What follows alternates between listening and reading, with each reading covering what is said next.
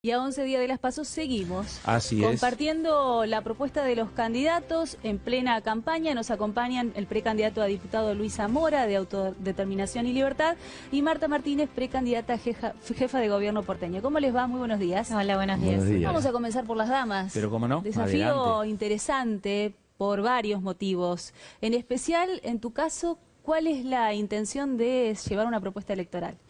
Bueno, en principio, de toda autodeterminación y libertad, poder difundir nuestras ideas, que son radicalmente distintas a las que hoy muestra el gobierno de Larreta.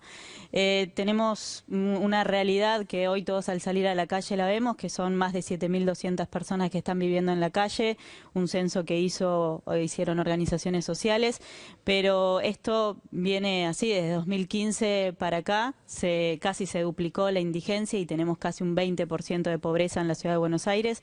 No es posible que en la ciudad más rica del país, por supuesto que en ningún lado, pero en la ciudad más rica del país haya una sola persona viviendo en la calle, ¿no?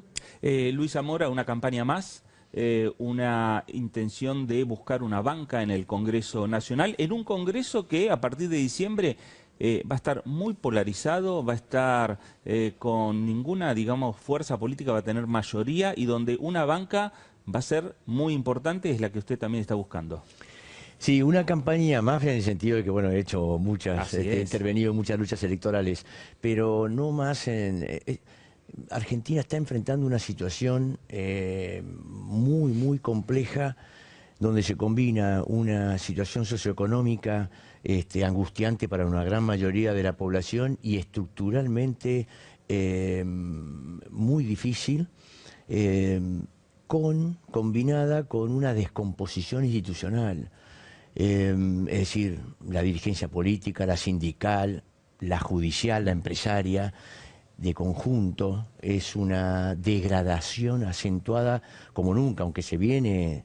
el cierre de listas, mire, fue un ejemplo, una falta de respeto al pueblo como pocas veces se ha visto. Es decir, cómo se amontonaron en días, en listas, gente que se habían dicho de todo en los días previos. Esto se dio tanto Macri con Pichetto, por ejemplo, un ejemplo muy claro de esto que estoy señalando, como Alberto Fernández con Massa, con Cristina Kirchner, Solana. Es decir, como alternativa al gobierno se presentó una montaña. Massa estuvo también ahí. 3 días antes del cierre de lista no se sabía quién iba con quién.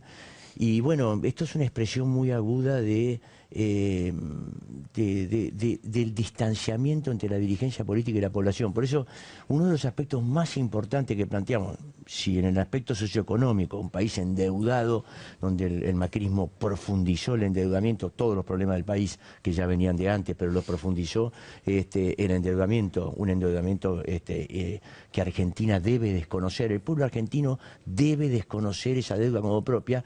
Al mismo tiempo tenemos que plantear frente a la dirigencia política esta tan lejana y tan defensora de intereses tan pequeños, mecanismo de democracia directa, donde el pueblo no tenga dirigente, tenga dirigidos, es decir, los dirijamos, no que nos dirijan y nos manden, los mandemos, los ponemos para algo, no cumplen esa tarea, podamos revocarle el mandato, en tanto como hacemos con cualquier mandato. Si no lo cumplen, buscamos otra persona que sea mejor y más adecuada. Es decir, tenemos que ir a cambios de fondo.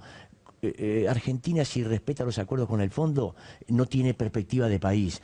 Y al mismo tiempo, esta dirigencia, ya tanto lo ha dicho Fernández como ya Macri, lo va a respetar o va a buscar seguir negociando, priorizando esos reclamos. Solo el pueblo puede desconocer esos acuerdos defendiendo sus intereses.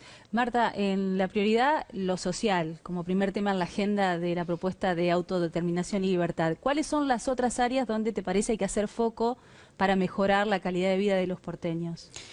Bueno, en principio lo que decíamos de vivienda, no, digamos, personas en situación de calle, no pueden existir viviendas ociosas, habiendo gente que está durmiendo en la calle, que son, digamos, en este caso 7.200, pero también tenemos más de 500.000 personas que tienen déficit habitacional, al mismo tiempo que tenemos cerca de 350.000 viviendas que están ociosas, eso no se puede permitir.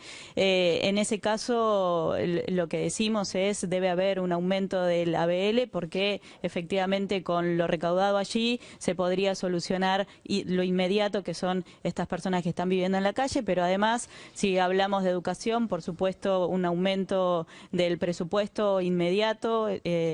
Estamos viendo que hay escuelas en Ciudad de Buenos Aires que están plagadas de ratas, y también en el barrio Mujica lo que sucedió fue una caída de un techo en una escuela pública. Por el otro lado, aparte, la quita de subsidios. Ustedes saben que al menos un 19% del presupuesto del ministerio se van a transferencias, y la mayoría de ello va a la escuela privada, a subsidio a escuela privada. Obviamente eso tampoco puede suceder, se tiene que reforzar la escuela pública y de calidad. Y hay dos cuestiones en relación a salud.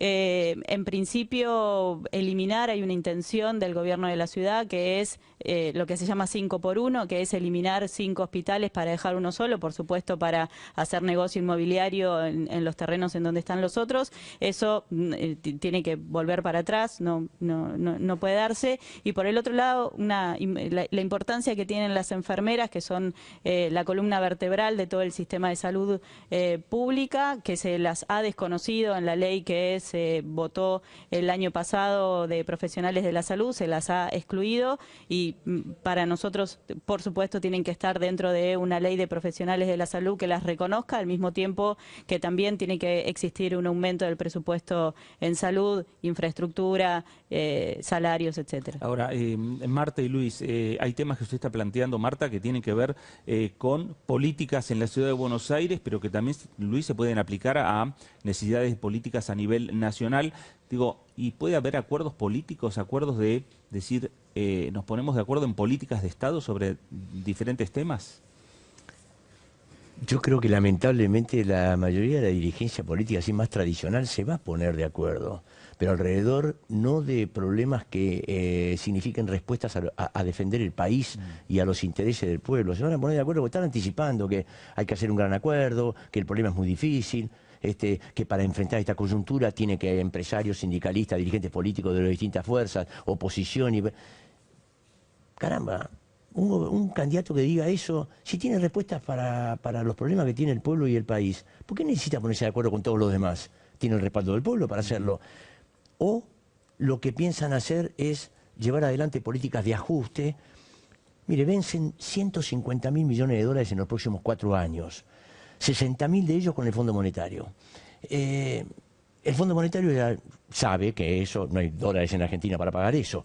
Y entonces, bueno, está dispuesto a reprogramarlo, a dar 10, 15 años a costa de reforma previsional, reforma tributaria, reforma laboral, es decir, reducción de los presupuestos de salud, de educación. Eso es lo que se viene. ¿Cómo se viene eso? La dirigencia política está pensando en política de Estado contra el país y contra el pueblo, para tener fuerza política para implementar esos ajustes.